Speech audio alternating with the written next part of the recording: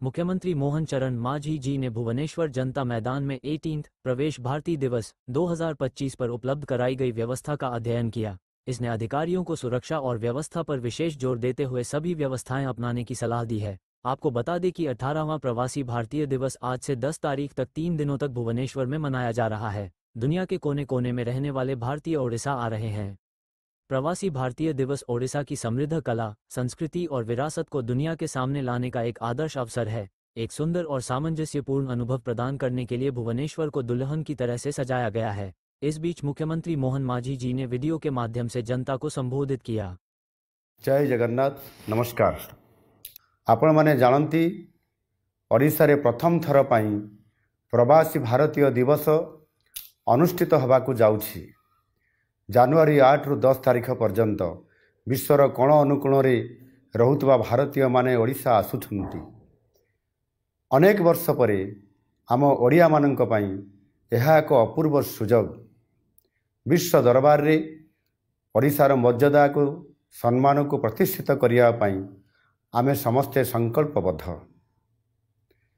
एही 3 दिन पर्यंत समस्त अतिथि माने भुवनेश्वर रे रहिबे एवं अनेक पर्यटन स्थल को मध्य बुलिबाकू जिबे। तेणु मु आपण मानकू निवेदन करुछि, आपण माने एही समय रे आमर प्रवासी अतिथि मानकू स्वागत करंतु और यथोचित सम्मान प्रदर्शन करंतु।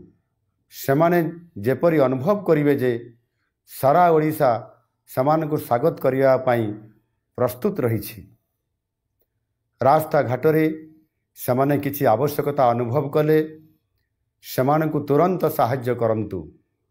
सेमानकू एपरी सुंदर व्यवहार करंतु जेपरी सेमाने अनुभव करिवे जे सेमाने प्रकृत रे निज जन्म माटी रे निज देश रही अछंती। एही समय रे आमर रास्ता घाट परिष्कार रखिबा मध्य आमर दायित्व। आमर संस्कृति हेउछि वसुधैव कुटुंबकम। सारा विश्व को आमे परिवार भली देखु। प्रवासी माने तो सहजरे आम निजर। आसंतु आमे समस्ते मिसी प्रवासी भारतीय दिवस को सफल करिबा। प्रवासी भाई भौणी माने तांको जीवनर सबुठारु भल अनुभूति पाइबे से दिगरे प्रचेष्टा करिबा। वंदे उत्कल जननी भारत माता की जय।